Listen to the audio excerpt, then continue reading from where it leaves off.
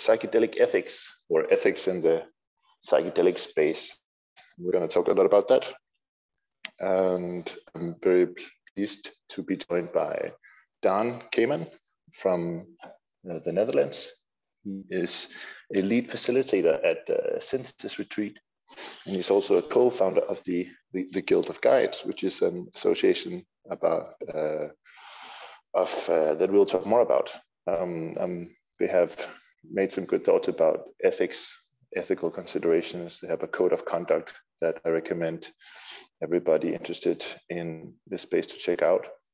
And furthermore, we have some representatives from the British Psychedelic Association, John Anderson and Jaazzmina Hussain.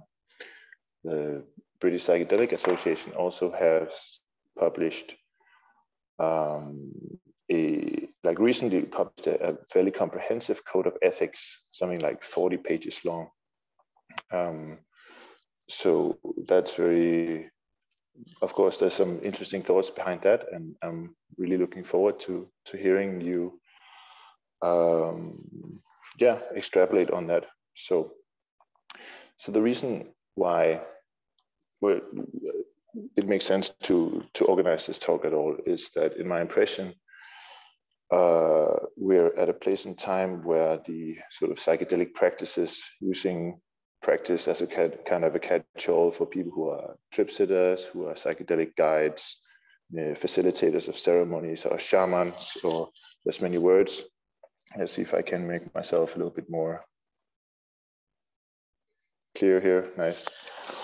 And it's been in the 50s and 60s, there was a lot of research. There was a lot of interest in psychiatry, psychology. People were using psychedelic assisted treatments for a lot of things, such as alcoholism, depression, and basically just trying it out for a lot of things. But even back then, there was not a very well developed sort of ethical standard, and in some cases there were some serious compromises. Especially in Denmark, we had a story from one hospital where they were just giving high doses of LSD to psychiatric patients with basically no guidance, and that was obviously not a good idea. So the reputation in the field and for psychedelics in general took a pretty heavy blow. Then, of course, there was the era of criminalization, which we are still in, which meant that the practitioners have been operating underground, and that poses a certain limitation in terms of how much you can connect with like-minded peers, because you have to be a little bit private about it. So there aren't really that many associations and workers' unions and so forth. But there have been a lot of good, some philosophy has been developed, and a lot of experience has been accumulated in terms of how to actually work with psychedelics in a responsible way, including, I would say, the Guild of Guides that Daan will represent and elaborate upon. And right now we're in a situation where there's a lot of clinical studies. There's also, it seems to me, a re-emerging market or just rapidly growing market for underground facilitators, and people somehow are also exploring the sort of the middle territory of providing integration coaching, integration therapy, and it would just be very, very, very great understandings about what constitutes good practice.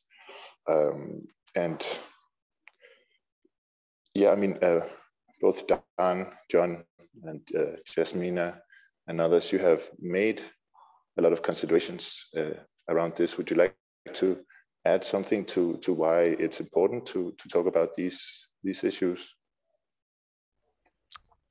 Yeah, sure. So thank you very much for the opportunity to take part in this event today. I feel very timely, given lots of the things that are going on, both in the research domain, but also in the US in particular, with the way that things seem to have been moving at a breakneck speed, at least in certain states. In the UK, not so much at the moment, but we are trying to work towards that. And I think we're all familiar probably with a number of very high-profile cases that have happened in recent years of clear boundary violations with people. And as you allude to, Martin, there's this, there is the professional above surface, if you like, practice that people have through sanctioned research and so on, and other legalized practices. But you also have this underground. Both of those can merge in a way that, in principle, allows everybody to be able to contribute from both of those domains. And unfortunately, it is a bit of a Wild West free for all in some respects, particularly now when you have multiple companies trying to jump on board to cash in on the emerging psychedelic market. We need to come together as a larger community interested in this work in order to agree some common standards, so that people who are interested in either exploring for their own spiritual or psychological reasons, or for therapy, know what to expect from people and know what to look for in terms of things that are going to keep them safe, I think. And that's the top priority. That's the bottom line that we all have to kind of stick to, that really is client safety that is the main consideration here. So the code of ethics, which I helped create for the BPA, was first of all a response to that, or wanting to do that, but wanting to do it in a joined up way, because as I said, we have this fragmented system at the moment, which is helping some but not helping many. And if you are a potential client, sometimes you could be forgiven for not knowing where to turn for these sorts of things. So apart from that, it was also a consideration of what happens in counseling practice generally for people, which is that if you're in private practice, you happen to be working in a counseling center or organization, you have some kind of community or team around you more often than not. But even that can still be quite fragmented. And also, most people, if they are practicing in an ethical way, will commit to having some level of professional oversight, so supervision, for example, which protects them as a practitioner, but also helps to protect the client. Usually people will just have one supervisor, and they may see that person, every couple of months, or maybe once a month, and so on. And that is a service they pay for. But outside of that, there isn't really much of a therapeutic community as such. So I think one of the things that I really wanted to achieve with this code of ethics was having a clearer understanding of what do we actually mean by therapeutic community, and then how can we best embed people in that as practitioners. Because the take-home message that I've got from my psychedelic experiences are connection is so important. And I see that a lot with my clients. I mean, people are disconnected in all sorts of ways from each other and from themselves often or not, which is one of the reasons why they can end up going for counseling. So it's important to find ways of connecting people, and this is one way that we can do this professionally within the space. So I think that's the main thing. And when I was looking at how to do that, I was really finding that I really didn't like a lot of what I was seeing in the kind of, at least as far as the UK is concerned, the way the counselling is softly regulated by professional oversight bodies, which seem to be very much about serving their own best interests, but very often are not there when at the times of need for the practitioners. And also they have variable degrees of success in supporting clients too, in that process. So I took my inspiration from what happens in transformative justice, which to me to be a very humanistic way of connecting people and also dealing with those difficult issues of professional responsibility and support, both for the practitioner and for a client who may feel that they've been harmed in some way. So that's, broad speaking, the inspiration that the central idea that I had. And then I thought, well, okay, if you work that process through, what does it look like in a professional context? If we're going to use this philosophy in a professional context, how would we do that? What would it mean? What would be the implications? And this code of ethics basically following that process to its logical conclusion. So if you have each practitioner embedded in an accountability and support group, so that would be 6 people who you trust to hold you professionally accountable, and 6 people who can be different, who you trust to help support you in your professional work. That might be through organizing your own continuous professional development training as a group. It might be getting to discuss current issues of ethical practice or other difficulties you might be having. So some element of peer support, supervision, for example, all of those things you can bring into the accountability and support group, and you find them represented in the code. The key difference here, I think, and this is an important one, is that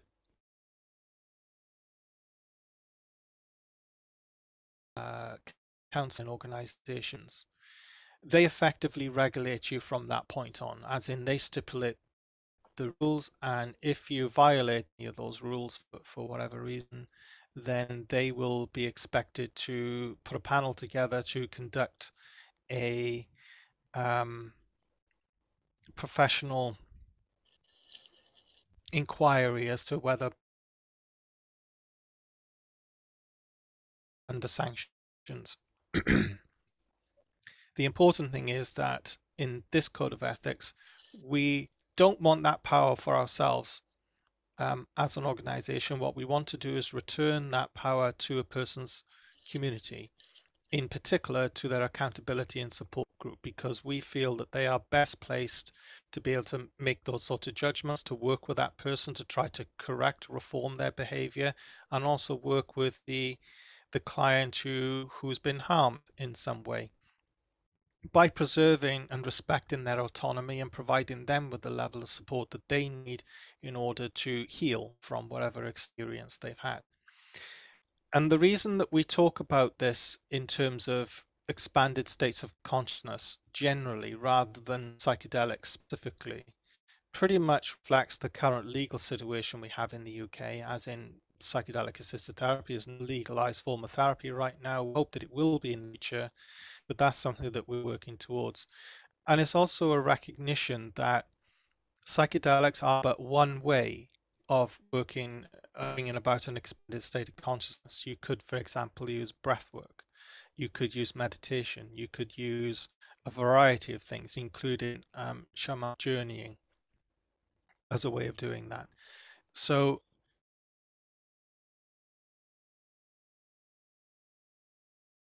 way of bringing it about, but it's not the only way. And what we want to encourage people to do is to engage with sorts of practices more generally and do that in a therapeutic capacity. So the best way that they can do that is to, if they want to use expanded states as part of their therapeutic practice, then this is a code of ethics that they can sign up to, that people in that context. They may be practicing psychedelic assisted therapy in a place where it's legal to do so.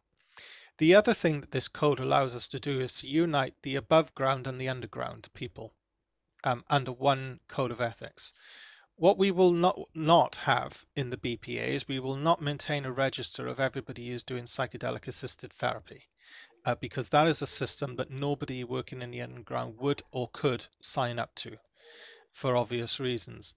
However, if all the information that we are recording about our members is that they work with expanded states of consciousness, and as far as our organization is concerned, that is all above legal, all above board legally, then what it means is that anybody can sign up to our code of ethics if they have an interest in using expanded states in their professional work. Um, if they work in the underground as part of that, then of course that's their responsibility and also their risk. But as far as the code of ethics is concerned, this just deals with expanded states generally, but it is directly applicable to people who work with psychedelics. So that's, I think, one of the advantages of it. And we've certainly had feedback from people who have worked in various domains that, uh, and that's been positive, that, and in principle, what it does is create a space for us to learn from each other going forwards, which I think is so very important because there are really good people who've been working both above and underground, and they have decades worth of experience, and we need to tap into that experience going forwards if we are serious about providing a safe way for these sorts of services and practices to be delivered. So that's kind of broadly speaking the context to it. And also then thinking about the way that the code is actually articulated. So what we specify is basically 7 fundamental principles, and these take their inspiration from pretty standard counseling practice in the UK, and they're also things which are common to counseling practice the world over, pretty much. But we also then add in the things which are particular to working with expanded states. So, for example, in various parts of the code, you see that we are very strict when it comes to boundaries around touch, for example, and sexual contact, because those are exactly the 2 areas which seem to be causing the most difficulty in terms of ethical violations. And this is an issue within counseling and psychotherapy generally, that if you poll um, therapists, and of course, you do this anonymously, you would be quite surprised of the high fraction of them that will report saying that at some point in their career they felt that they have violated an ethical boundary either around touch or sexual contact. So clearly this is something which the therapeutic community needs to engage with far more widely, and I think that having these sorts of discussions,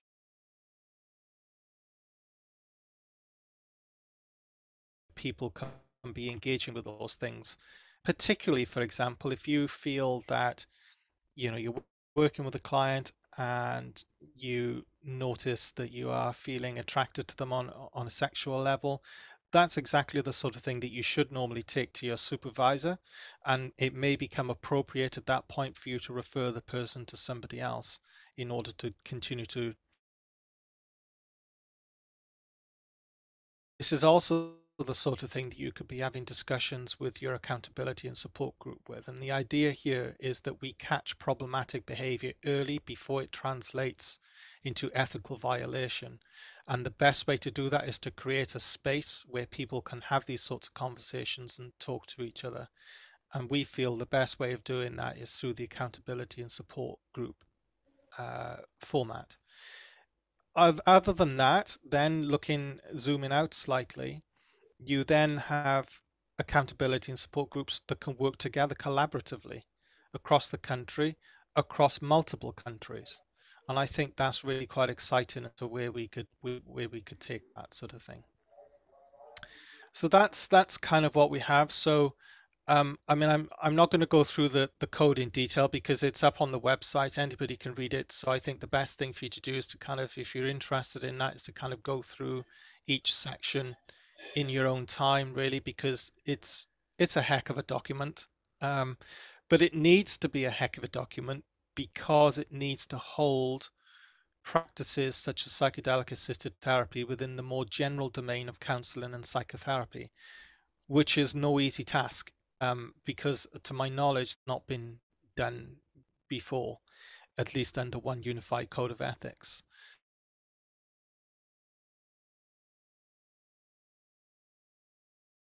Document, I should say, that will reflect things in the future. So right now, we have very strict boundaries around um, sexual contact, and they need to be there at some point. I mean, we have had some discussions with people as well, is it the case that, a client and a counselor or a psychotherapist hit off that they can never have a relationship with each other? Under the code currently, no, they can't.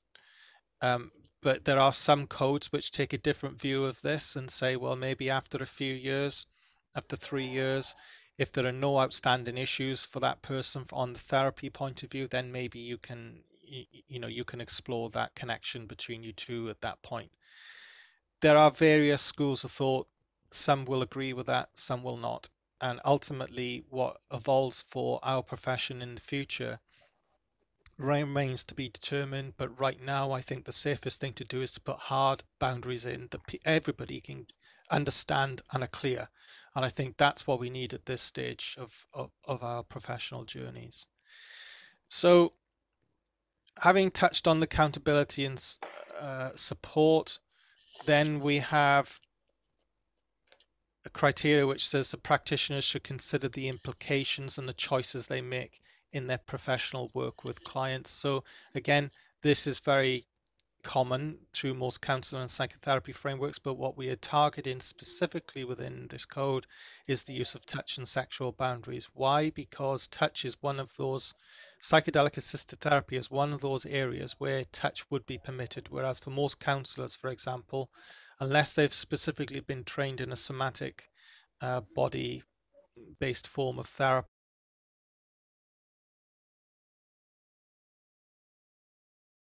with clients. But of course, touch can be a really grounding way of being with a person who's in an expanded state of consciousness, helps to ground them in the here and now whilst their mind is free roaming and experiencing a very different take on reality to what they're normally used to. So how do we best do that? And you do that through consent, always in an emergency. So if somebody trips, for example, naturally you would want to try and stop them from falling. That would be perfectly understandable and acceptable. But other than that, touch is always it should always be consensual, should always be agreed upon. So it's about having those sorts of things with people in the contracting stage. So when someone comes to you and say, I want to experience this expanded state of consciousness, and then you have a contractual process with them where you have some degree of assessment to find out, whether they are well suited, perhaps at this stage of their life, to doing a particular practice, and then ways in which you can reduce the harms, potential harms from somebody. So it's about crisis planning, for example. So I've done this with my clients when I've been working with them in expanded states from breathwork, that one of the things I'm very clear about right at the beginning is contracting. We'll sit down with them and agree a crisis plan of, should they encounter any difficulty, how would they like to be treated, and then what sorts of services and support can be available. And I think this is really important for people to know where to get help and when to get help, should they encounter difficulties.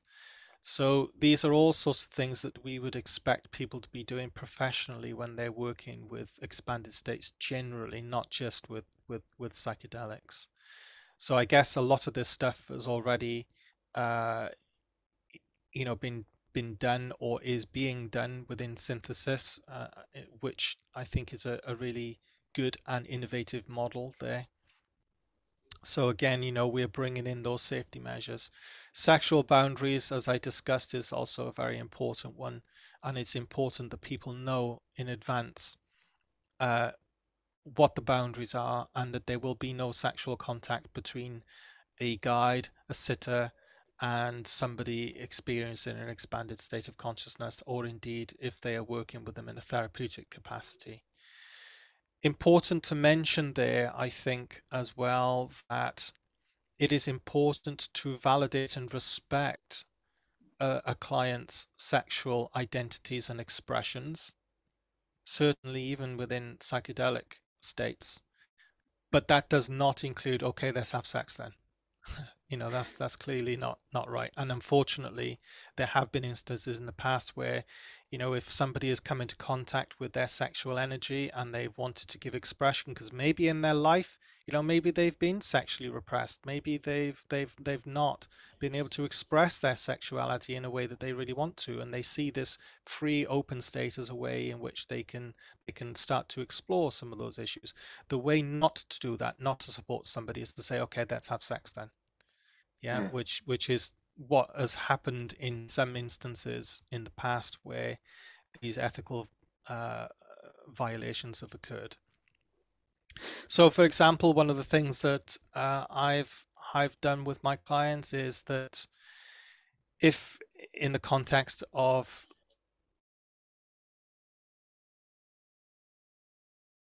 actually this has been mentioned to me as a possibility that this would happen. Yes, they can perfectly do that, and there are ways that we can do that whilst respecting their privacy and making sure that there are boundaries in place for them to do that. That does not include, of course, any touching on behalf of the therapist or anybody who's sitting or facilitating the session as a guide. So we need to be talking about best practice ways of working with those sorts of things. I think these are things which are to some extent quite common within counseling, but you see them far more frequently cropping up within psychedelic work generally. So being trustworthy and responsible, again, this is something which most therapists would aspire to, and you want to be giving that that sense of trustworthiness to whatever clients that you're working with. Important to say, I think, that with this code of ethics, that it comes from a place of acknowledging that none of us are perfect. And there are times in our lives when each of us have perhaps fallen short of whatever standards we expect of ourselves or our profession expect of ourselves. What matters is how you deal with that. And I think this is why this code of ethics is important, and why the accountability and support group model is important, because it acknowledges that as a human being, we sometimes fail. It's what we then do to put things right that is really important, and trying to head off those instances where we are looking as if we're going to fail before people get harmed. So I think that's, broadly speaking, where I see about client autonomy, integrity and self-responsibility, so professional competence, so making sure that as a practitioner you are properly trained and have experience in using the techniques that you will do with clients. So for example, continuous professional development will be important in that context. The thing, a certain amount of that sort of training to keep going forwards, and often it becomes self-serving. So what we are trying to encourage within the ASP group is that people take responsibility for organizing their own training. So if you have somebody in your group, for example, who's experienced in or very knowledgeable about using internal family systems, then that is something in principle that everybody in your accountability and support group might benefit from, because you can be having those sorts of conversations, and therefore you help to improve each other's quality of work going forwards. If I can just interrupt, I know that Jaazzmina has a situation she's in her hospital, is that correct? Yes, as I was saying to Dan Martin, we are an hour behind, so I still have an hour. Oh, okay, the UK time thing. No problem, fine. Anyway, John, thanks for sharing. Yeah, do carry on. Okay, well, I was almost at the end there, so it'll be a great chance actually for Jaazzmina to take up the mantle and then talk about this more generally. The last thing I want to mention is that we then have a number of tailored practice considerations which are specific to working with expanded states and psychedelics in particular. So, for example, increased self-awareness around self-examination. So, particularly around your motives for wanting to do this type of work with people. I think that's so important to have. Potential for enhanced level of crisis support, probably above and beyond what most people would see in general counseling, but this would not be a surprise to anybody, for example, who was working as a mental health nurse or who had significant experience in that. So the good thing about the accountability and support groups in this sense is they are multidisciplinary.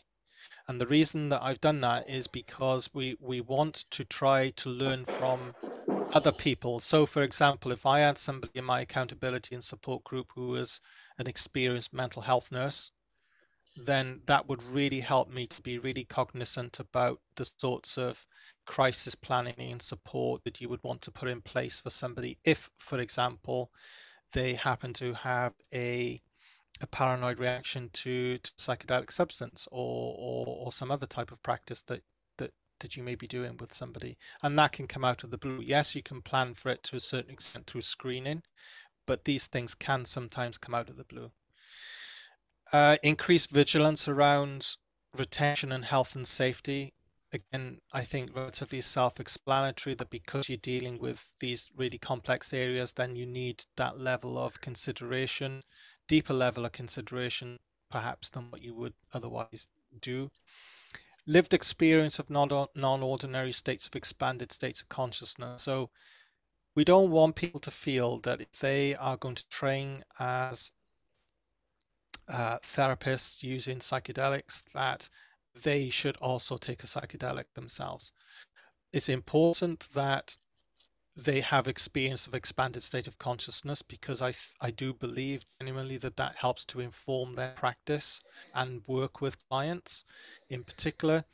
But whether that should specifically be a psychedelic is something that needs to be examined on a case-by-case basis. What is important is that, you know, maybe they could experience some aspects of those states through breath work if that was a safer thing for them to do. But we certainly don't want people to feel obligated that they have to necessarily take a psychedelic. It should always be.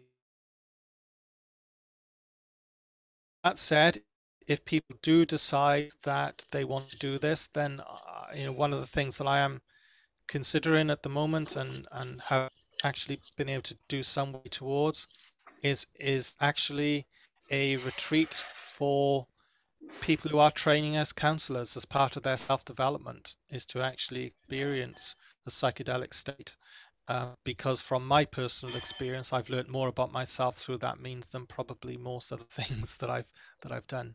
Not to say those other things are not important, they are, but the depth that I've achieved through my own psychedelic experience has been pretty deep, and I know that that's informed my practice, therapeutic practice, when I've helped clients to integrate their psychedelic experiences. So on that note, I will hand over to Jaazzmina. Thank you, John. So, Jaazzmina, would you like to add something about the code or the process leading to it? Yes, thank you for inviting me here, Martin. It's really nice to see everybody. My name's Jaazzmina, or Mina for short, and I'm a consultant old age psychiatrist.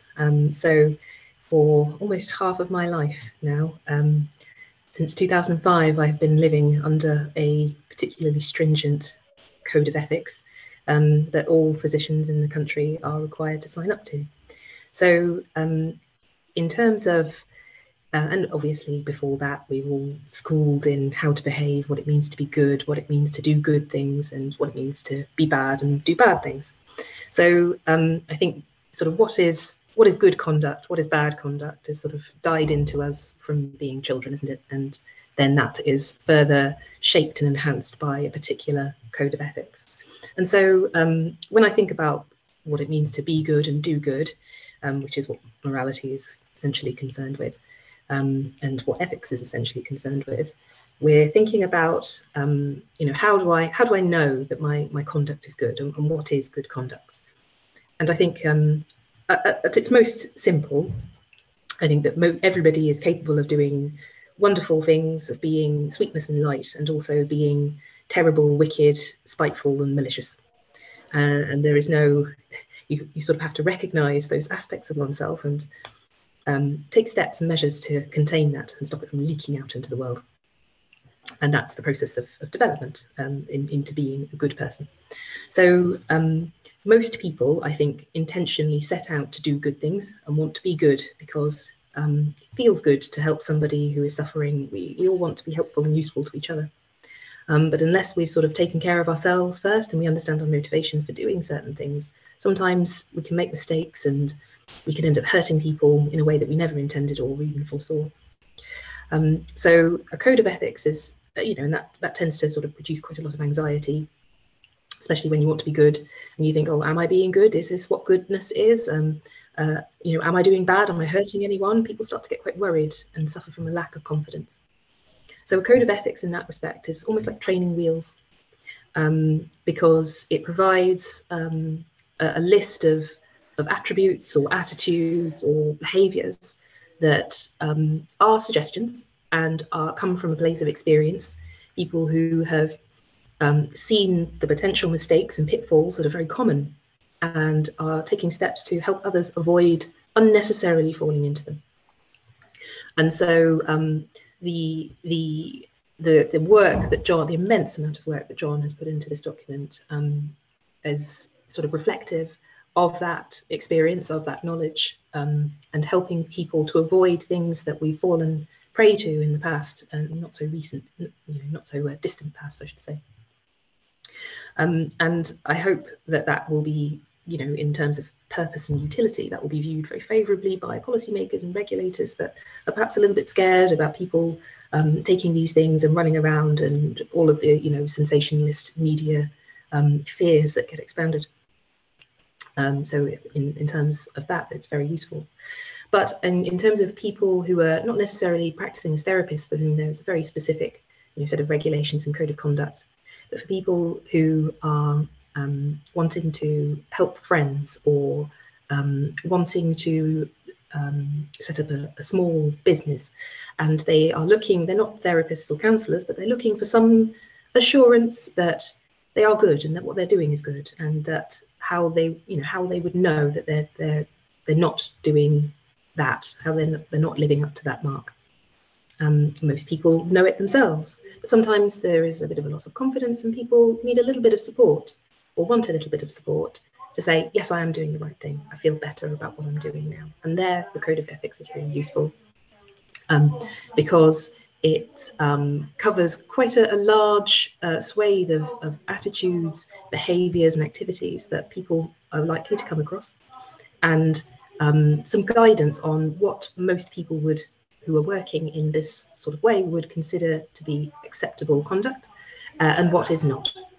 And I think John made a really excellent point about the, for example, the use of touch and sexual boundaries, because obviously that has been quite a significant problem in the past and perhaps continues to be a problem in some areas. And for those people who simply don't care, then a code of ethics isn't going to dissuade them. But for people who are worried about encountering that sort of circumstance and what they ought to do about it, and they're very concerned about right conduct, then it can give them some guidance as to say, well, these are the reasons why we would recommend that you don't do this, simply because of the levels of complexity and complication that it can add, and it ends up making more hassle for yourself than not. So there might be very good reasons why it's something that many people consider as impermissible in that particular moment, that particular circumstance with that particular person. It is permissible, and that is where wisdom, experience and judgment come in.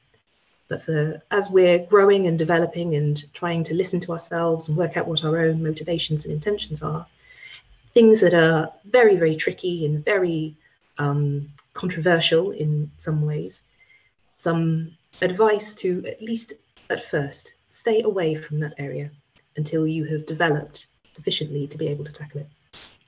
So it's a roadmap through what could be potentially a very difficult time, not only for a person who's seeking help, but somebody who wishes to help them.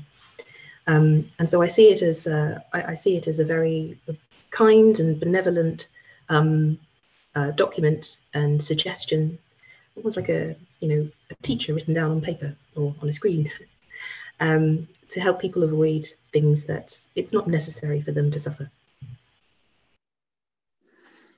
Well, thank you so much, Jaazzmina. It makes a lot of sense, and I also see a big point in terms of, well, of course, as a guideline for a practitioner, but also in instances where there is some doubt as to whether something was conducted ethically. Whereas right now, there's nothing really, well, I mean, there is something, but there's not much to point to say, well, actually the agreed upon best practices do not involve touching certain body parts or so forth. So yes, thank you for sharing, and thanks for your work in general. Daan, do you have any questions or comments about the British Psychedelic Association and this code of ethics? No, I, as I said earlier, I've been deeply impressed with your code of ethics.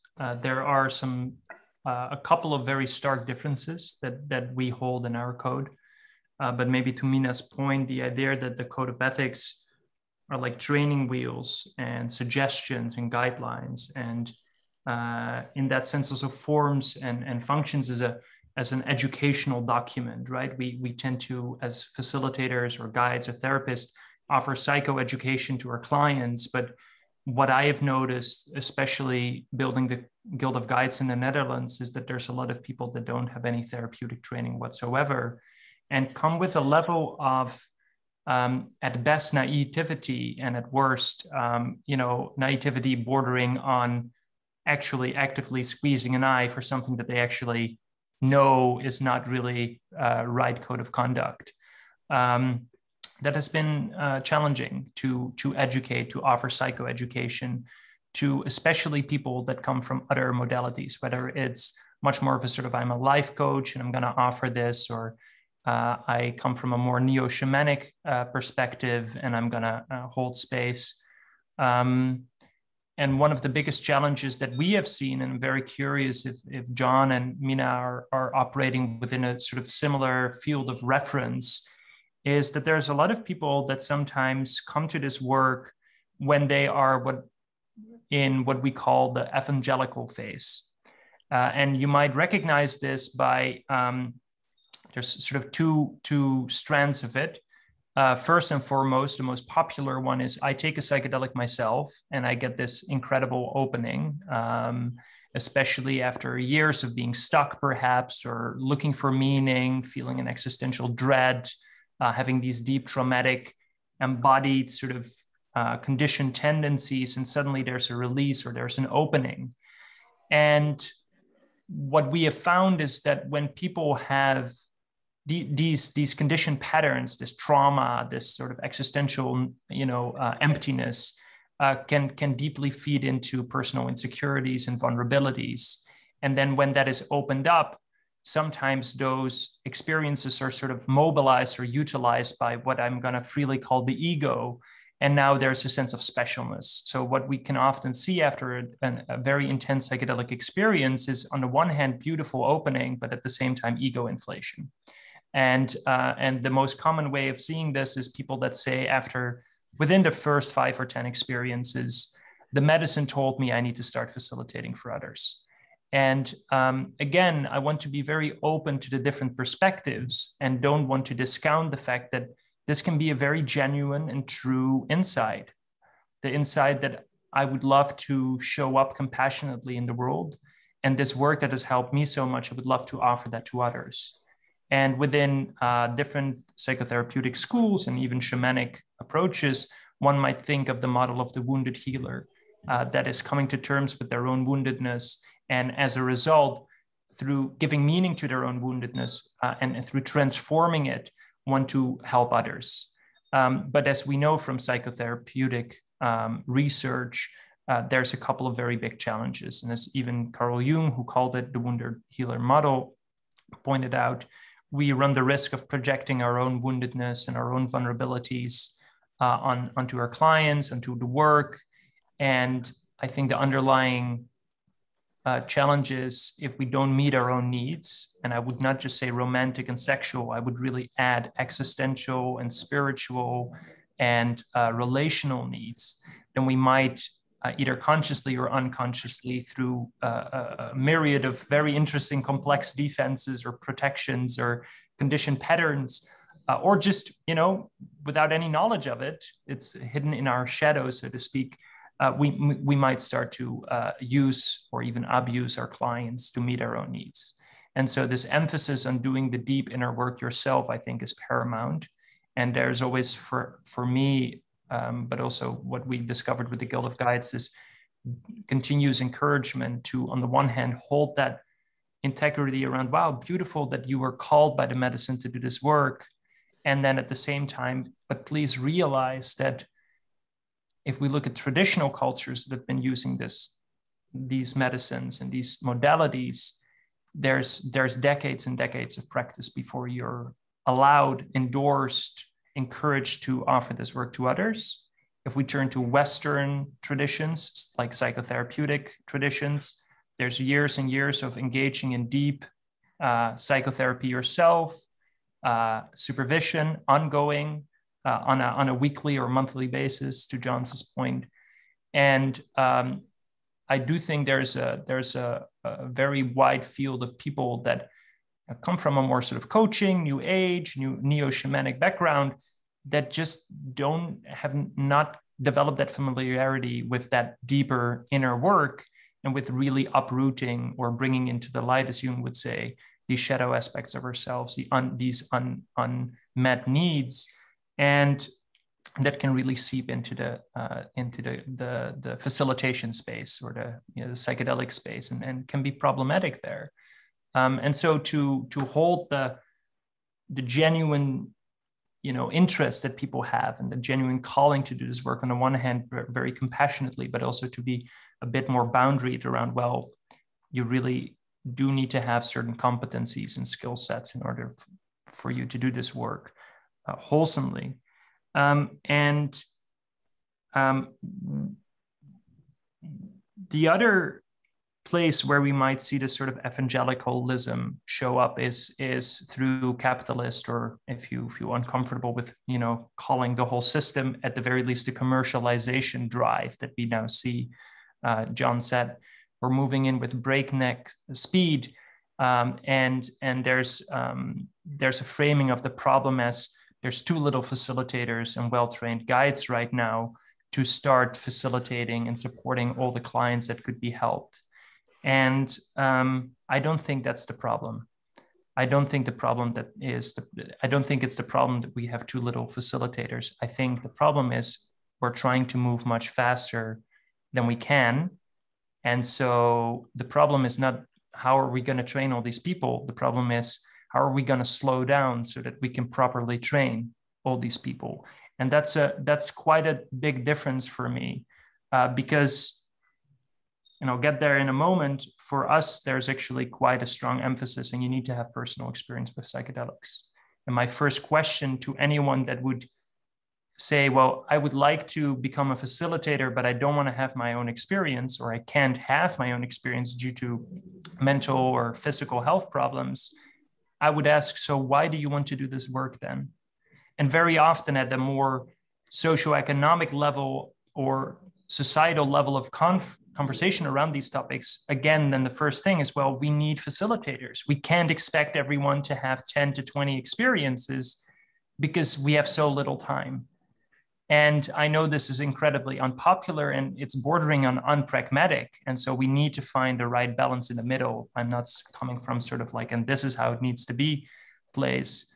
But I would challenge that discourse a little by saying, well, maybe we're moving a little bit faster and we're trying to bite off more than we can chew right now, and to actually slow down, take a deep breath in, take a deep breath out, and release some of that sense that we need to do this. And we need to roll this medicine and we need to bring it to the people. I deeply get it.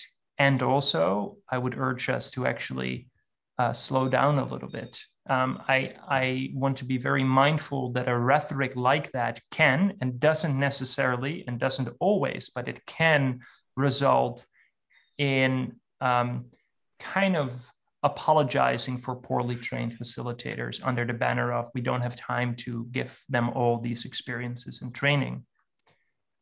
So in relation, can I jump in quickly on that? So there's so many really good points that you've made there. I think it's important to say that when I obviously have had my own psychedelic experiences, and that was a huge part for me in recognizing that I wanted to do that type of work. The next thought that came to me was, am I capable of doing it? Am I the right person to be doing it?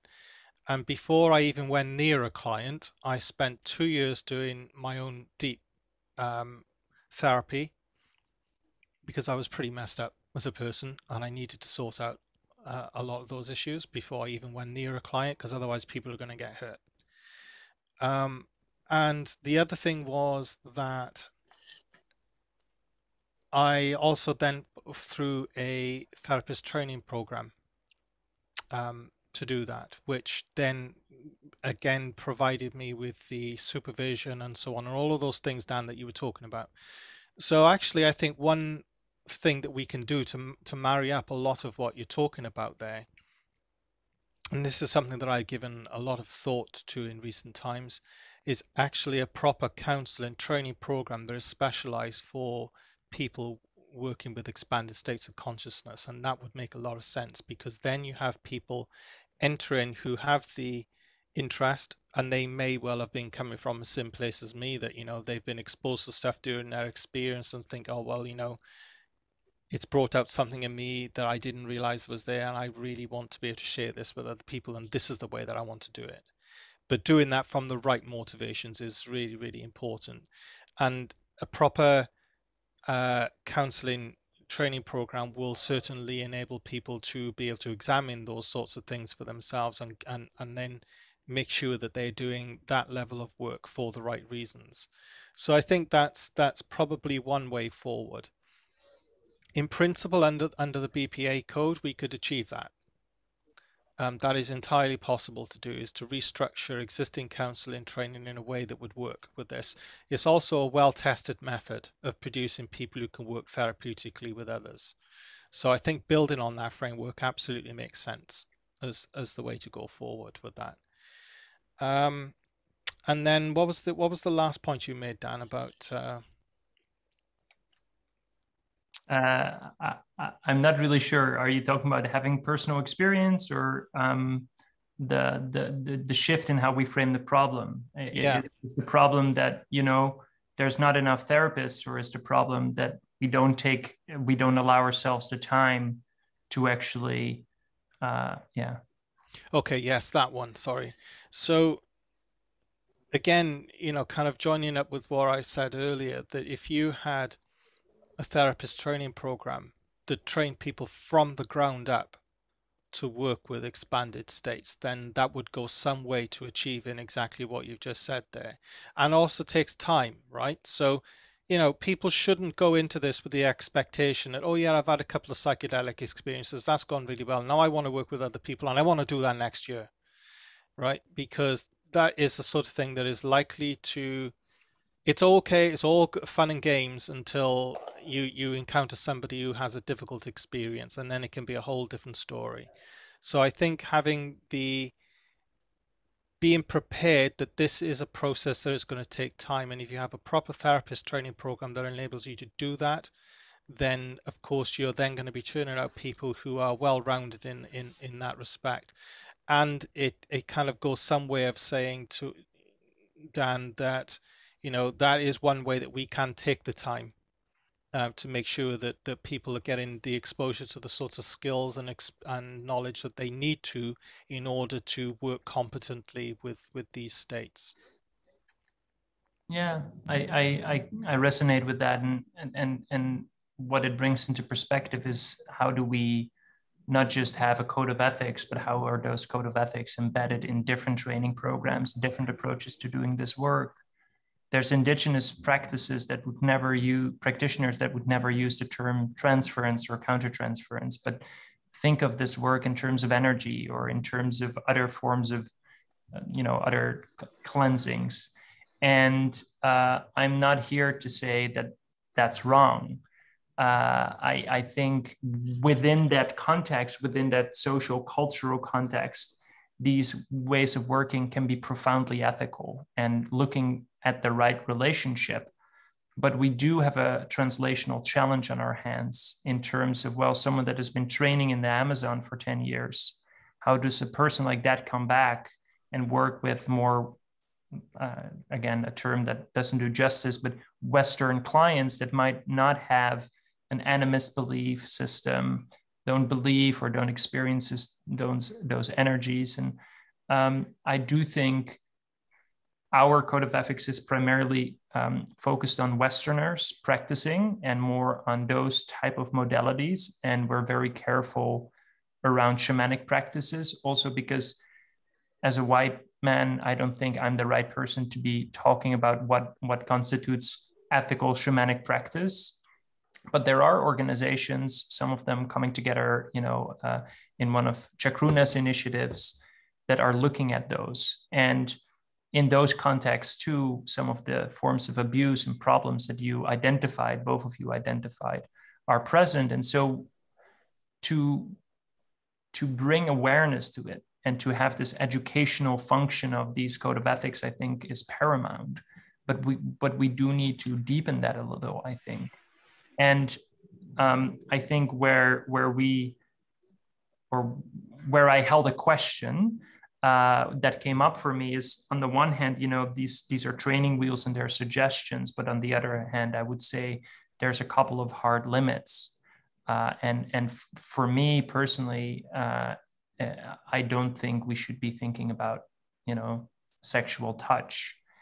I can imagine that in a not too distant future, when sex therapists that have been working, and there's sex workers in the Netherlands, for example, that work with people with certain disabilities that do have sexual needs, and they fulfill those. And I think we need to start looking seriously and openly at, okay, so what are some of the best practices there? And could we safely introduce those to psychedelics?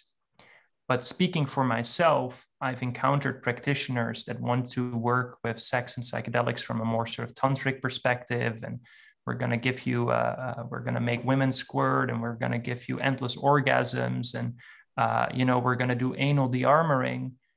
And then we're going to do all of that on psychedelics. Well, that field of neo-tantric sex practices is so rife with consent issues, is so rife with power and sexual abuse, that if those people were to come in, and there's even an inch of space in a code of ethics like this to say, well, under certain conditions, I feel I'm certified and qualified to do this work, I would, in Dutch, we would say, I'd hold my own heart in dear love, like, oh God. Again, I do feel a deep appreciation for the fact that you said, like, right now, no. And then at the same time, an openness to, we could always explore this in the future. But I do really resonate deeply with some slightly more stringent boundaries, and to recognize that these boundaries are also based on years, decades, sometimes centuries of very deep practices and best practices, and seeing how we could unintentionally do harm. Because even in that neo-tantric field, the people I speak to, even though I think they're maybe naive around certain things, I do see the kind-heartedness. And to continuously go back to this underlying healing impulse, I want to heal either myself or another, and that might result in me engaging in wrong relationship or getting out of alignment with someone. And then also the capacity and the skill to then pick it up and to show up to your client and to carry those transferences and to say, I made a mistake in our relationship. I'm going to be committed to staying around to heal it. But that requires such a level of self-reflexivity and training that I often don't see in people that call themselves life coaches and did a 3-month training program.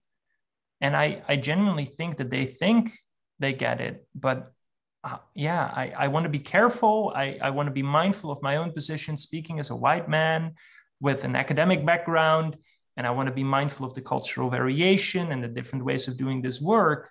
But I'm also really wondering where can we meet each other? And that has been central to the development of the Code of Ethics that we build with the Guild of Guides, and that we've built upon with Synthesis as an institute is, okay, we do work primarily with Westerners. We do work primarily with people from either Europe or Northern America or more Western-oriented countries. And so how do we hold that? How do we translate all that variety of different ways of doing this work and still come together around a couple of fundamental boundaries that we're committed to protecting, to do no harm? And how do we educate one another to prevent that?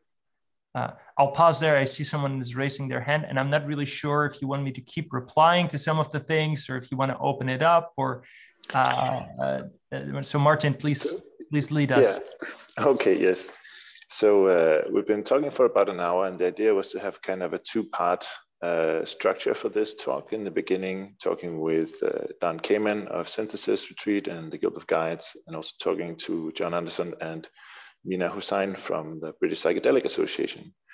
And I feel like we've had this talk, and now I would like to open up somewhat to questions, and also that we can explore a bit together.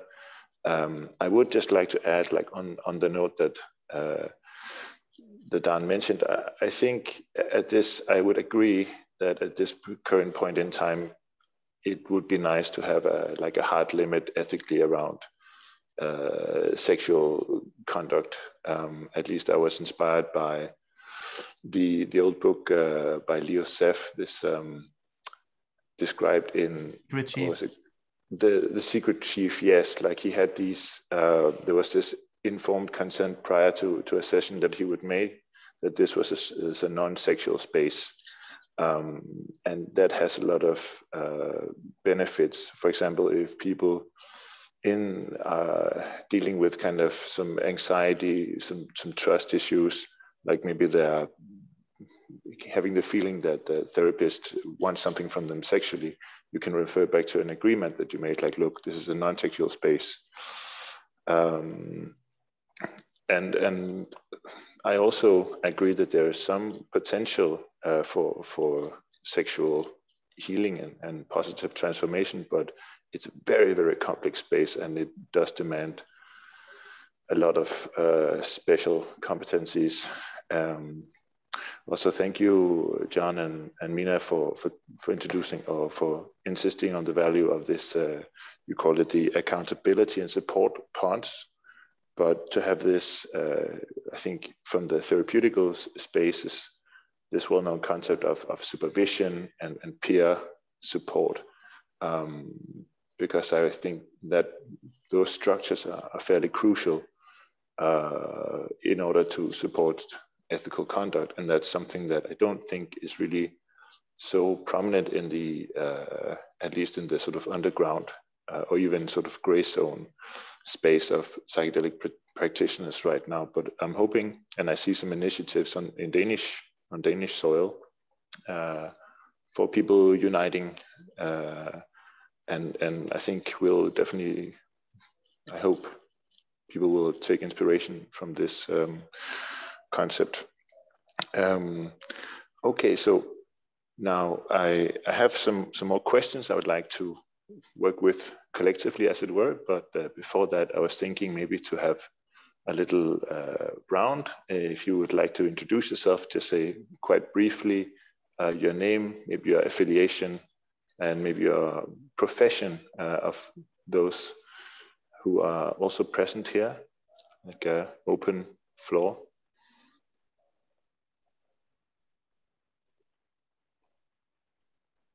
Who dares to go first? I'll go first. Great. Phil, you beat me. Sorry. Hi, Phil. Who are you? Hi. All right. Yeah, my name's excuse me. My name's Phil. I'm one of the founding members of the British. Can I say British? Weird. British Psychedelic Association.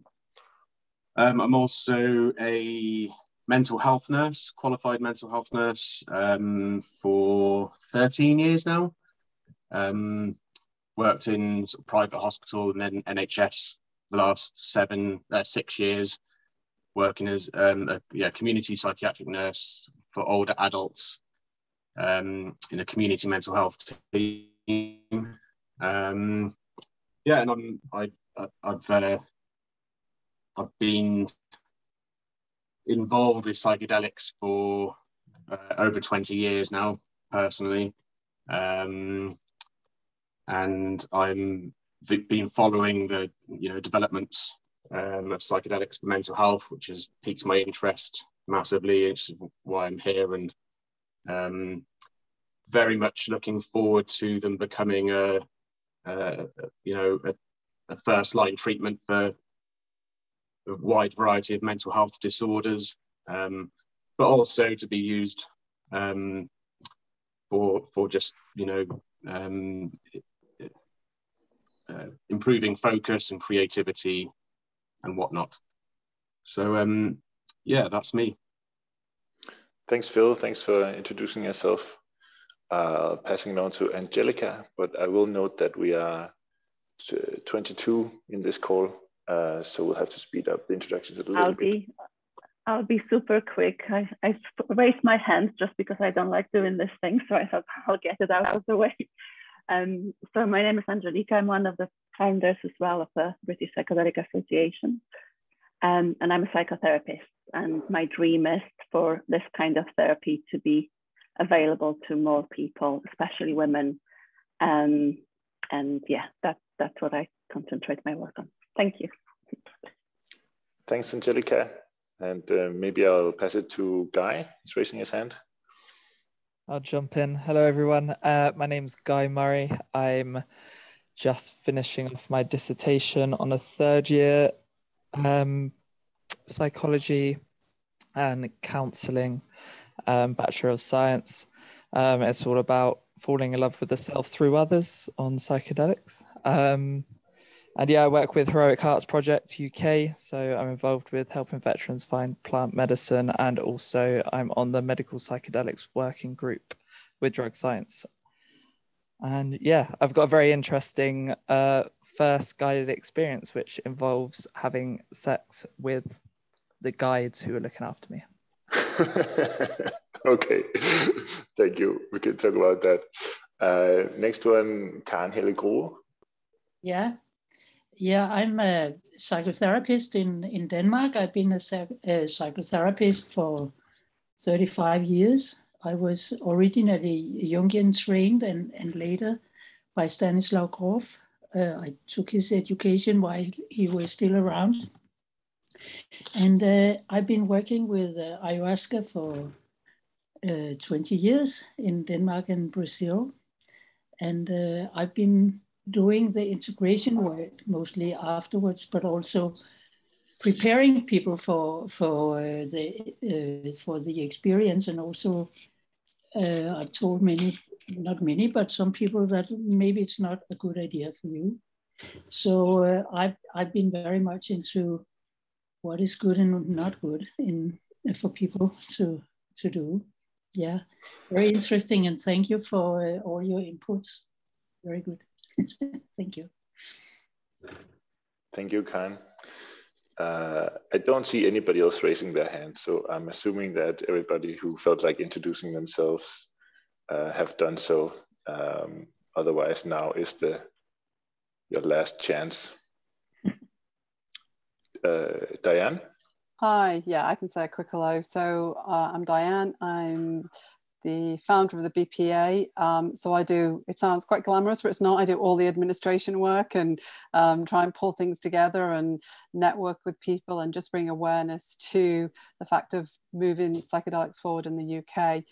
We've got a pretty different situation here where we need to be ready for when officialdom sort of starts looking at the possibility of using psychedelics. So my goal is to be ready, is to show them that we have created a set of standards. We have looked at things in great depth, and hopefully that'll go forward to help things when it eventually happens. Thanks. Yeah, thank you so much. And we have Dave and Rolf. Let's start with Rolf. Yeah, hi, my name is Rolf Jackson. I'm from Denmark, and I have been working for some 35 years as a consciousness researcher outside of the traditional institution. I'm trained as an engineer and a physicist originally, and been very interested in quantum physics and the whole reality question and what is consciousness really.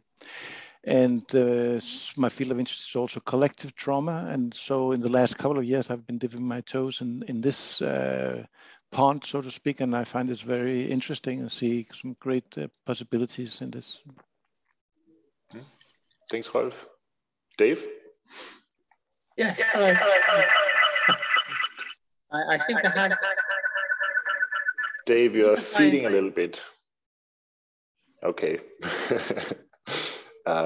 If you turn down your, like people should just generally stay muted, and maybe that would solve the feedback problem. If you want to try again, you're welcome. Otherwise, we can move on. Okay. Anyway, thanks for the introductions. It's a pleasure to see you guys. I love that we have a sort of fairly diverse representation. A lot from the British Psychedelic Association. We have a couple of guys from Denmark also, and I see Asa Scott. You also have raised your hand. Would you like to say hello? Hello, my name's Asa. I'm completely new to this. I have no experience, and I'm here to learn as much as I can and to see if this is a path that I would like to take. So I feel like I'm in very good company because everyone seems to have years and years of experience. So yeah, here to learn, and thank you for giving me this opportunity. Thanks a lot, Asa. Asa, right. So anyway, I have something that I've been thinking about, because when we talk about psychedelic practice, it means a lot of different things. It could mean going on your own solo journey. It could mean just engaging with a retreat center or a ceremony or something like this. It could also mean trip setting for a friend. It could mean setting yourself out there as like a psychedelic guide. And there's some subtle differences that I would also like to talk about. There's some group dynamics that come into play when you're facilitating a group session. And also as a therapist or counselor or something like this, you're engaging not directly with clients in a psychedelic space, but maybe you are providing integration services or even preparation support or something like that. And so in all these domains, there's some ethical considerations that come into play. So I think it would be interesting now to get a little bit pragmatic. We've been talking a little bit in the abstract about psychedelics, but what sort of practically does it mean? Like, what is examples of ethical conduct and maybe also unethical? So I would like to kind of take it sort of tier by tier, starting from the bottom up in a sense.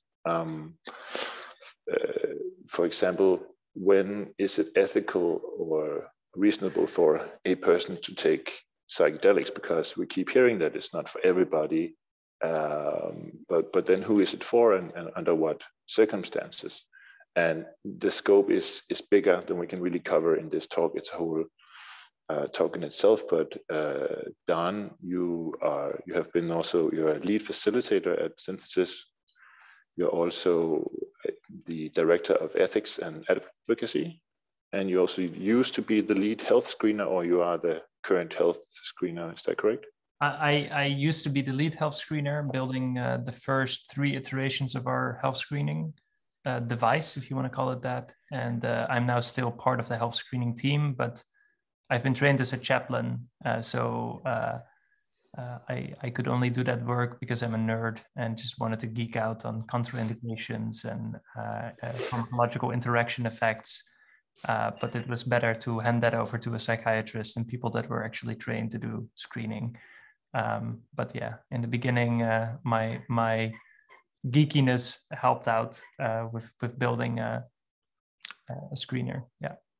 Okay, interesting. So hopefully you can maybe give us a quick introduction to when would you advise somebody against, even under legal, safe, therapeutic, something? Yeah, it's a tall order, but yeah, that's a very tall order.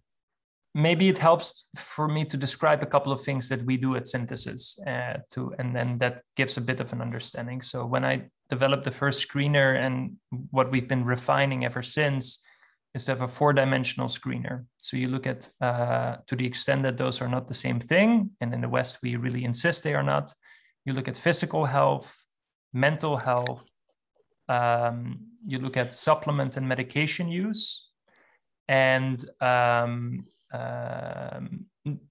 let me actually first talk about those three, because I think and you look at family history. So I'll do all four. So in terms of physical health, we know that I'm talking specifically about psilocybin, but there's also other compounds out there that have higher risk profiles. For example, ibogaine and ayahuasca have more significant risk profiles.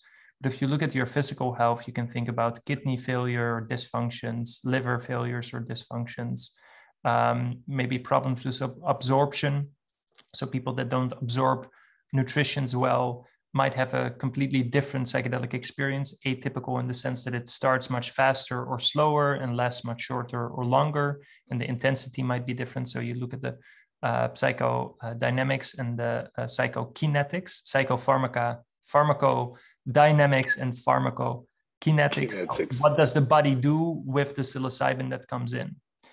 And there are people that have a sensitivity to these substances, or might have a pre-existing heart condition, for example. Now we know of many of these psychedelics, they can increase the heart rate and the blood pressure.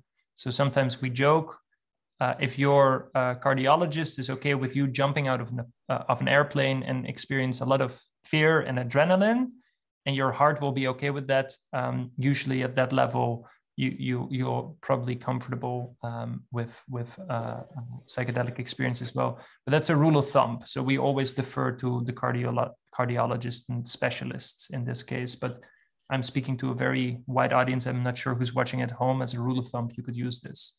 It's also important to name every substance is different. So with ibogaine, you also want to look at the QT interval. So if you have certain heart conditions, you should really not consume ibogaine. It can be deadly. And we have had lethal ibogaine sessions in the Netherlands because of exactly this. And most ibogaine centers and good treatment facilities take this into consideration. They require a heart film. I'm not sure if you call that the same in English. Like so an electrocardiogram. Exactly, yeah.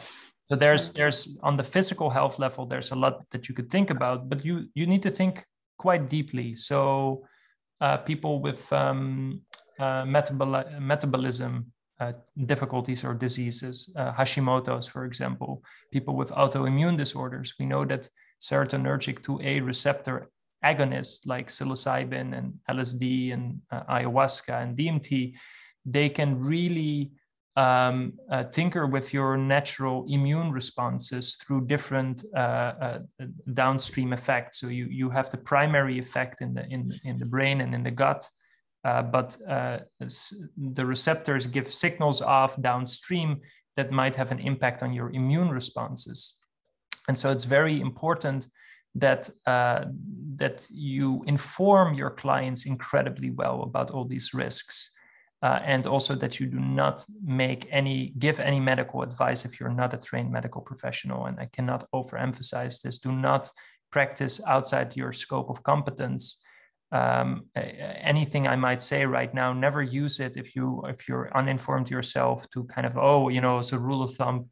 They can jump out of it. No. If you're not a medical professional, please be very, very mindful about making these risk assessments and defer to people with the capacity to do so.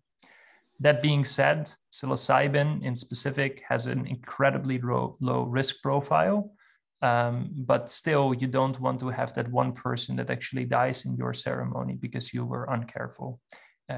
First, do no harm. That being said, we know that psychedelics can potentially, under certain conditions and in specific settings, under professional guidance, potentially heal certain mental health problems. The reason I give this very long buts and ifs and commas and prefaces is because the research doesn't say psilocybin treats mental health problems. That's not what the research shows us. And you have a responsibility as a guide or practitioner to actually inform your participants about this, that in most cases, psychedelics can actually worsen certain mental health problems. Now, we can have a conversation about the fact that maybe in order for us to get better, sometimes certain things need to become a little bit worse. I'm comfortable with taking that on as a paradigm, but not as an approach to do rigorous mental health screening in advance of a psychedelic ceremony. It would be, speaking of hubris, to kind of assume, well, you know, it's okay if this person becomes a bit more depressed or a bit more anxious or the trauma is activated. And so for us, the main contraindications primarily around mental health pertain to psychosis and schizophrenia. These are absolute contraindications. Currently, there's really wonderful research being done about if and how it could be done safely with these client populations. But right now, it's a very hard no for us. And then there's a wide range of other mental health problems that are clustered around maybe personality disorders, trauma, complex trauma, early childhood trauma, attachment trauma, that you need to be incredibly mindful of and careful with. You must know your medicine, you must know your client. There must be a very strong therapeutic alliance if you want to work with deep, for example, pre-verbal trauma. You must have the right skill set in-house. And so to screen actively for mental health problems in congruence with the scope of practice of the person that is going to be guiding a client is, again, incredibly important. And then depression, anxiety, and a couple of other associated disorders like OCD. Again, it's very important to be very mindful of to be able to screen and assess if they are the right people. And for us, for example, suicidal ideation is an orange to red flag. It means we practice great caution or are very careful with that. Before I continue, I'll pause because Mina, you have your hand raised. And you're still muted.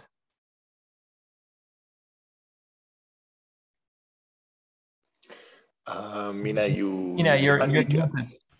Oh, yeah, I'm sorry. Sorry, okay. I've been chatting away. I'm sorry to interrupt your flow, Dan.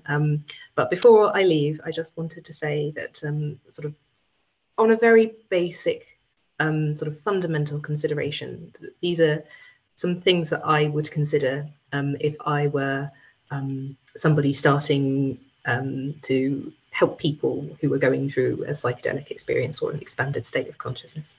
So I would think, you know, how confident am I in dealing with this situation and anything that might arise as a result of it? And does that confidence come from competence? Do I have sufficient training, skills, knowledge, wisdom, understanding of myself, understanding of my own intentions and motivations to do this work, where I provide a space for maximum flourishing, for the potential to achieve maximum benefit, whilst mitigating or minimizing the sort of damage or the harms that could occur in you know, certain circumstances. And then, do I care enough about this situation? Is it something that I am doing out of love and longing to be part of something that is healing, that is helping, because that is something that we all want to be part of? Or am I doing it for some other reason? And you know, what really part of the examining the motivations, and am I sufficiently prepared to do what it takes to ensure that this person has the maximally beneficial experience that they could have? And if there's any sort of doubts or questions about my capabilities in any of those areas, then that indicates to me that some extra work is required. And a person who is unable to answer those questions honestly, faced with a complete separation between how they think their performance is and what others have observed their performance to be, that is where the support pod the accountability and support pod really has great utility in supporting people who are perhaps not quite where they think they are. So maybe you could extrapolate a little ethical rule of thumb that people should maybe slow down before really acting on the impulse that you are in a position to really facilitate psychedelic sessions for others, and maybe especially connect with people who are more experienced, who can give you some advice and guidance, maybe even supervision. Yes, that's very good. Well, and also now, sorry, Martin. Yes, thank you for inviting me. It was lovely to speak to you. You must go now. Yes, you must take care of your patients. Thank you, Mina. Bye-bye. Okay. So I think what we started unfolding here is also, I mean, for many of these clinical trials, then they're screening specifically for sort of healthy normals. And if you have somebody who has they don't have psychiatric preconditions, they don't have use of medication that might be contraindicative and blah, blah, blah, blah, blah, then you can be, and if they're in a safe setting, can be reasonably assured that they are going to make it through without a crisis. Of course, you cannot really just rule out the odd chance, but I think in about 1,000 cases in these clinical trials, there was no reported sort of serious adverse events. And then, of course, when people start to have problems like depression, suicidal ideation, maybe they actually really could benefit from psychedelic therapy, but it raises a lot of demands on the competence. John, you have your hand raised. Would you like to bid in?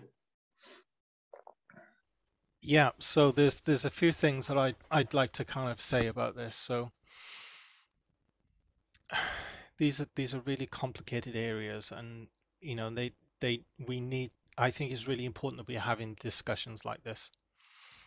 So I think in terms of the competencies, this is why I was saying earlier about the importance of at least one way of doing that is through a structured counselor training program.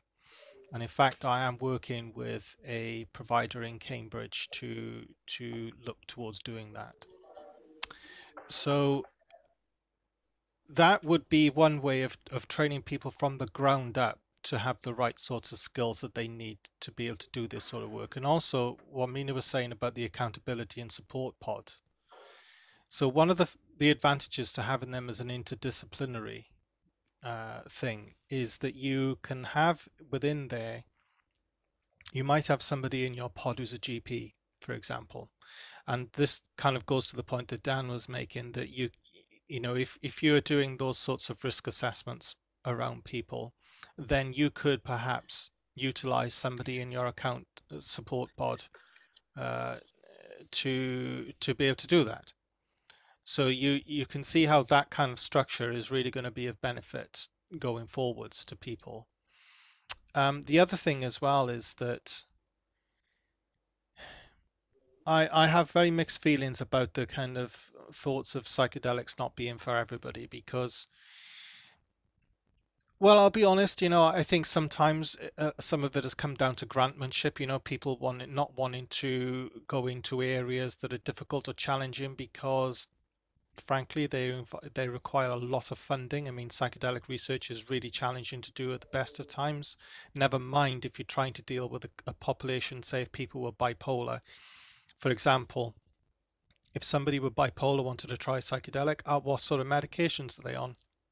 For starters, if they're on lithium, then there's a chance that if they take a serotonergic psychedelic, they are at an increased risk of seizures. So those are the sorts of things you need. But anybody who, coming off lithium is not a trivial thing, and people need a lot of psychological support just around that. Otherwise, they end up relapsing, and that causes issues. And those are sorts of things that most retreats are not skilled enough to be able to carry out, those sorts of assessments, which is one of the reasons why it's really difficult for lots of certain retreats to be able to incorporate those people knowingly into their programs, because they bring with it an added layer of complexity and consideration that you need to put in place in order to keep people as safe as possible. The other thing is that, speaking as somebody who has bipolar, I think it's really important to say that I would not be here today had it not been for my own experiences. But when I tried it, it was from a point of desperation. But I did that in the safest way that I could do, which meant that I spent a lot of time on preparation. And certainly the clients that I've worked with over the past 12 months, some of which have had bipolar, what I can say is it requires particular types of integration and preparation in order to maximize people's likelihood of having a positive experience, and that needs to be very carefully considered. So what I want to see in this space is more research being done with those populations to look at exactly that, because I think what we require probably is tailored interventions for people, for different groups. So for example, somebody, if they have a background of bipolar and it is possible for them to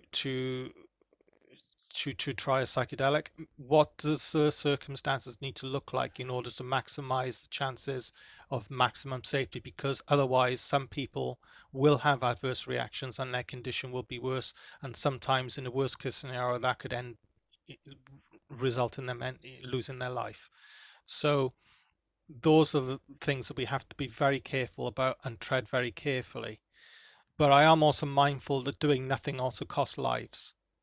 So this is not an easy space to kind of be within, and it is complex, and it requires lots of conversations around safety and best practice.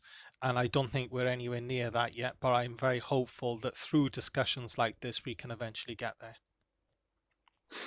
Yeah, you run into an ethical paradox in some specific cases where people are desperate.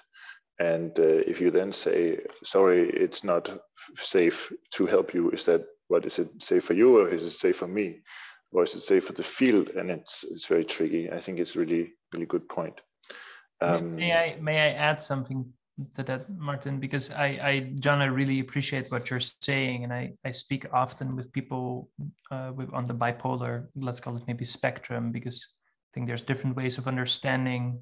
We might need to move away from DSM diagnostic criteria to other ways of perceiving of mental health, and I think IFS form gives a beautiful model to think about how integrated or disintegrated is someone, for example. But to that point, I do think psychedelics are not for everyone. And I don't mean to say that in an absolute sense, but under certain conditions, I like the word called pharmacon, because pharmacon can mean both poison and medicine, and it's about the context and the way we use it. And so to your point, John, to develop the skills and the competencies to be able to discern is incredibly important. And desperation to me is often at least an orange flag, but it can be a red flag. Because if someone is incredibly desperate and holding on to this, and they have an experience and it doesn't do what they expect or hope it does, very often it's the end of the line. And we have seen suicides after a psychedelic experience that did not deliver. And so I think if we talk about ethics as a practitioner, to compassionately and proactively hold a boundary around this work, and to compassionately be able to see, I see your pain and I'm committed to working with you, but right now, this is not the right moment for you to take this, and for the following reasons, and to be able to offer a form of psychoeducation that really emphasizes and acknowledges the deep suffering, but emphasizes that it can get much worse before it gets better. And if you're already at rock bottom, not everyone will be able to carry that. And in the same way, I have, I know there's some emotion coming up. I've lost people struggling with bipolar after psychedelics like this. So I want to be very mindful how we communicate about this, and that we're always very, very critical. That's why I'm very careful. I would say it's not for everyone. It's not a panacea. It requires years and years of work. Even if it is 7 years of therapy in one session, it's not 7 years of deep behavioral change. That's not what happens. You might have 7 years of insight. It's not accompanied by the radical reshifting in your life, building a different life, learning how to relate differently, learning how to attach safely to people. It doesn't do all those things. And right now, we also live in a culture that doesn't have an understanding of what psychedelics are and how they work and how the integration process should look. So especially with those things in mind, I notice I'm a bit careful, John, when I hear you say, well, maybe they are for everyone. I'm like, ooh, that requires a lot of nuance and complexity to explain what you mean when you say that. Because desperate people here, it is for me, right? A lot of desperate people here, I don't care about this professional guy. I'm more of a spiritual person, and I'm just going to do it anyway because I heard such great things, and this other person has been helped. And so there, I do want to really hold a nuance there and a complexity, and also encourage everyone here to think about it in this context. Like, we're professionals, we have a responsibility to how we talk about psychedelics in a nuanced and complex way as possible, not to repeat the rhetoric around these are either evil drugs created by the devil, or they're this panacea that will work for everyone. I think neither of those are true. Thank you for allowing me some space to elaborate. Yeah. Thank you, Daan. It is a space that has a lot of layers of complexity, and maybe we should even schedule another talk like this to really get into the nitty-gritty about. One question in the chat was also about sort of schizophrenia. What if somebody was misdiagnosed? Maybe it's actually not schizophrenia, maybe it's trauma. And there's just a lot really to dig in here, but maybe let's take that another time. I see some hands in the air. We have Khan and Rolf. Let's start with Khan.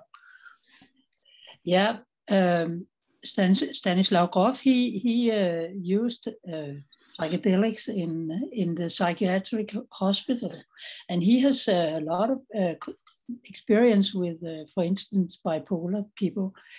And also Gustav Hansen in Denmark, he was a psychiatric,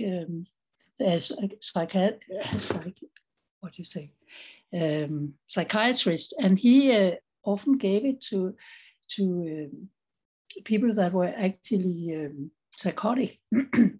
But he could do it because he had people in the hospital. And in this way, he had them under surveillance, so he could actually really keep track of what happened, and he had them locked in so they couldn't sort of jump out of windows or anything. And he had very good experiences with that.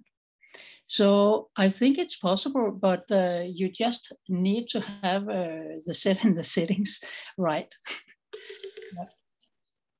Nice. Rolf. Yeah, I have, through sort of non-psychedelic work for about 35 years, been exploring various states of consciousness where mythical figures have been sort of very prominent to me.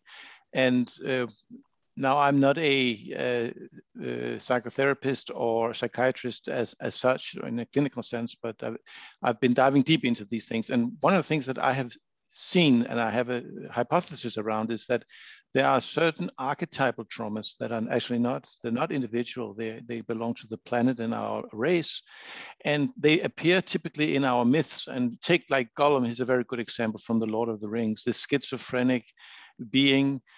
And I have sort of a sense from my work that when you have people with schizophrenia and also perhaps bipolar conditions, that what is happening is actually these archetypal levels are seeping through for some reason, there is an openness in the consciousness to this level, and it's seeping through, and it's creating these dynamics. And some of the core of the problem is that these conditions are not considered real, that our culture is defining them as unreal because it doesn't exist, because this whole spiritual world does not exist, and it's sort of reinforcing this. And I wonder if some of you have sort of encountered something like this, because I haven't really seen it describe, this link between the psychedelics and the archetypal structures of our mind in the literature that I've come across. And I just wonder if this is somehow relevant in the context of how to treat these people who have certain disorders. Stanislav Grof, it's written a lot about that. Can you recommend a book in particular?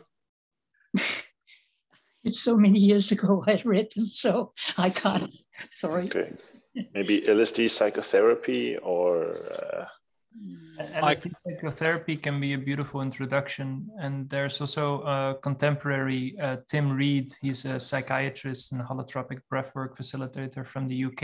And he's one of the co-founders of a newly found training institute in the UK. And he written a book called Walking Shadows, and it looks at the comparisons between psychedelics, holotropic breathwork states, and archetypal imagery coming through.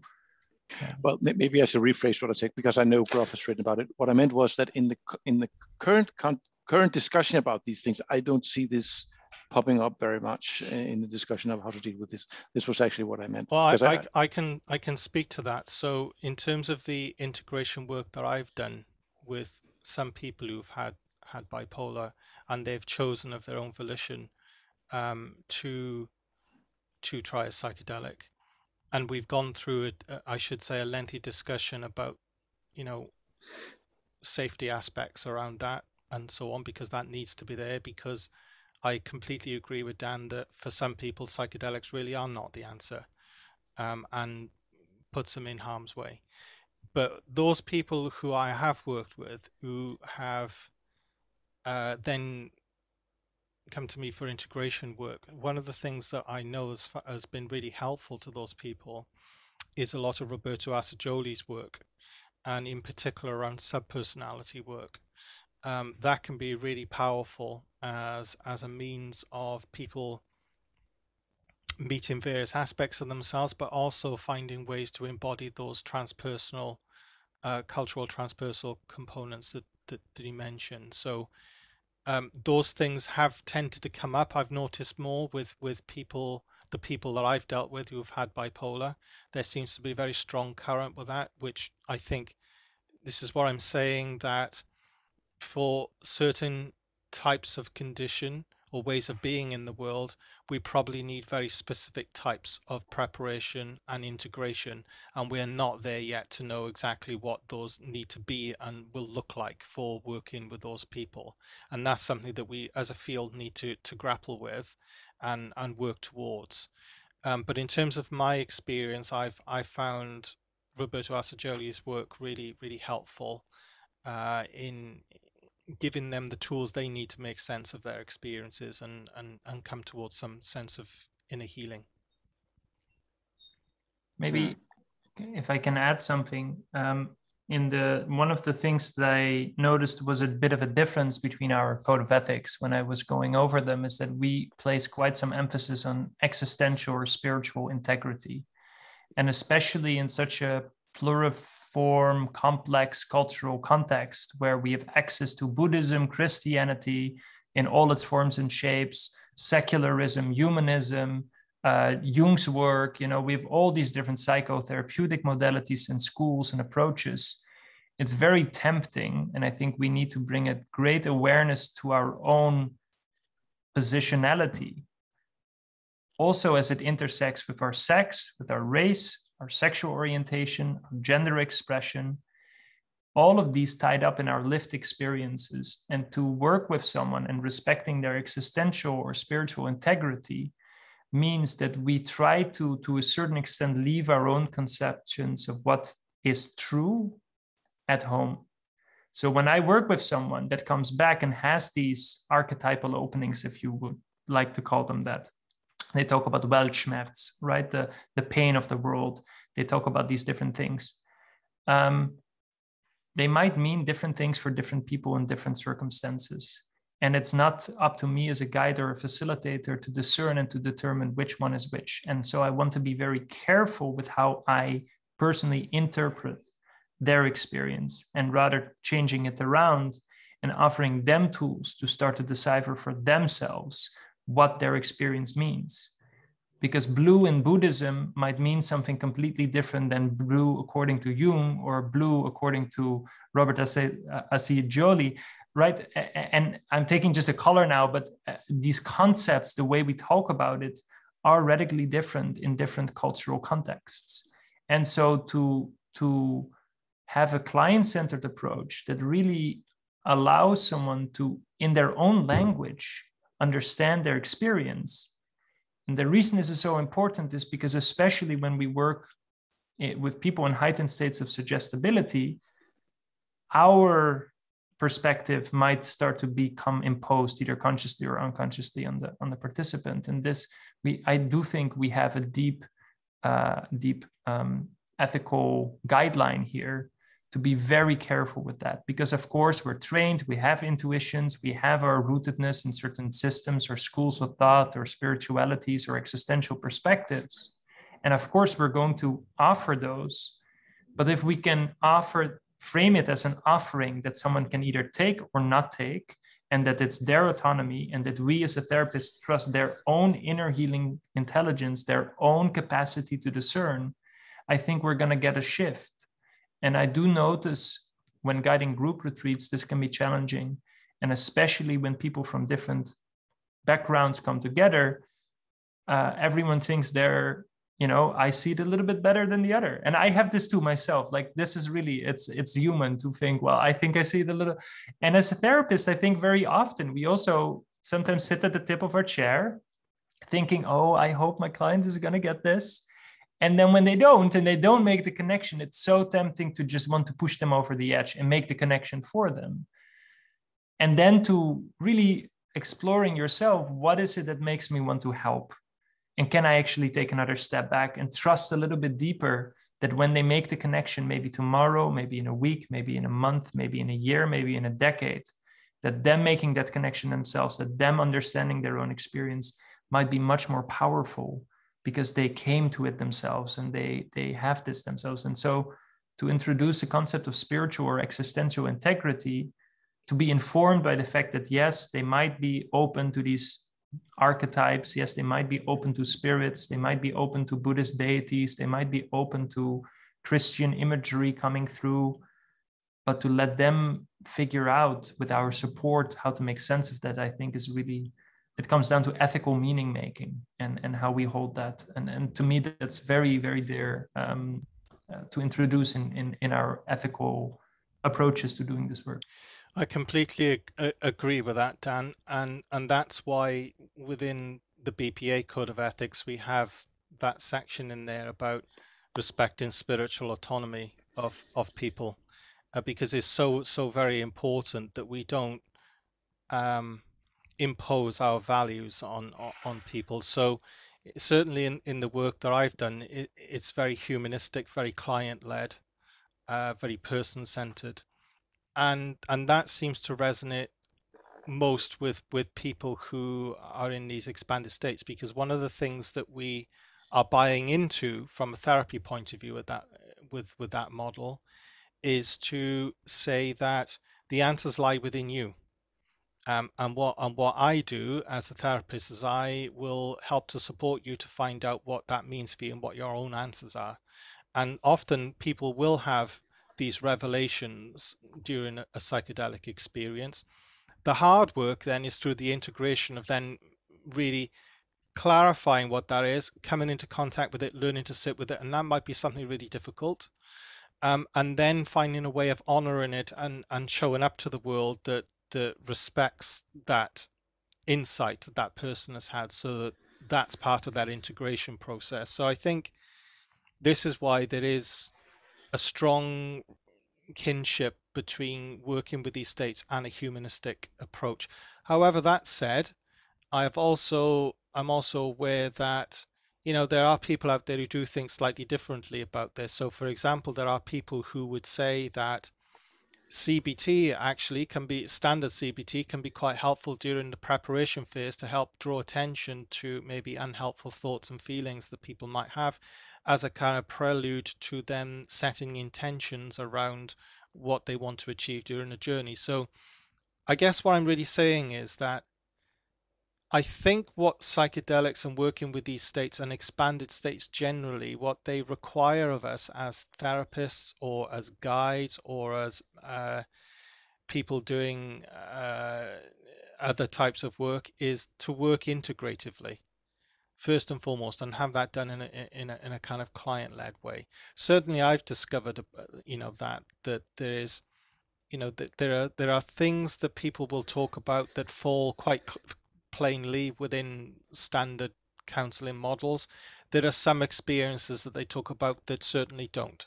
And this is where I think, you know, you need to be able to hold that uncertainty and allow a person to kind of get to the point where they can make sense of it for themselves. Yeah, thank you. I just need to add that I have 1% battery left on my phone. So I might disappear spontaneously, but it won't kill the conversation.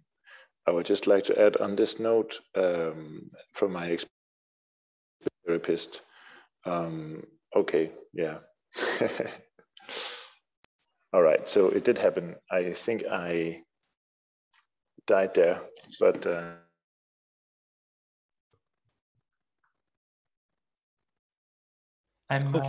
yeah. He'll be reborn shortly. Yeah, this is the death and rebirth. I do notice time, and in 4 minutes I need to be in a meeting, and I'm not sure if someone else from the Psychedelic Society wants to close this a little bit and offer some final words. Sure. Okay, my name is Anders. I'm also in the Psychedelic Society, and I think maybe Martin will be here. Dan, do you have to go in 4 minutes or? Yeah, I have a hard stop. Yeah. Okay. So should we close off, or we have one last question? Would that be okay? It's 3 minutes, so there's a high chance that I need to drop out, but please continue without me. And I really appreciated the invitation. John, it's wonderful to connect with you again. We've been seeing each other in different contexts and constellations now. It was lovely to meet Mina, and I hope we can have a conversation with the three of us at one point, or our different organizations, to talk a little bit deeper about also international sort of how do we adjust and what can we learn from each other's code of ethics. It's been a pleasure to see your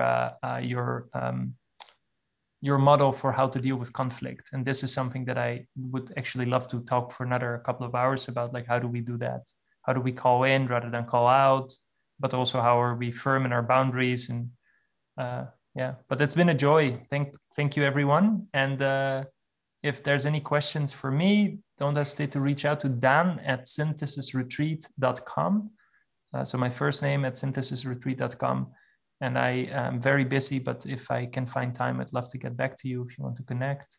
And it's been wonderful to see this unfolding conversation. So thank you. Thank you, Daan, and it's been really a pleasure. And on behalf of Martin, it's been really great, and we hope we can talk to you in the future.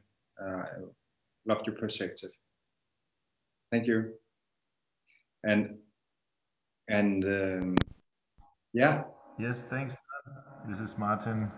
From Martin calling from outer space.